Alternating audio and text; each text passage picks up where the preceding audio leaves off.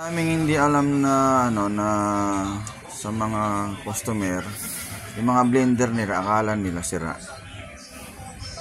Ilang beses nang gano'n nangyayari. Pinapagawa sa akin dito, okay naman. So nakasaksak. So pagka ganyan po, mayroon pong switch yan. Nandito sa ilalim niya. Tignan nyo lang. Ayan. Tapos pipisilin nyo to. Yung power. Power. Kasi nandito yung switch. Ayan o. Dapat pagka nagte-testing kayo, ilalagay nyo muna yung pitchil nya. Para so ganyan lang. Okay, hindi pa yan sira. Hindi sira yung blender nya pagka walang power. Ilagay nyo lang yung pitchil.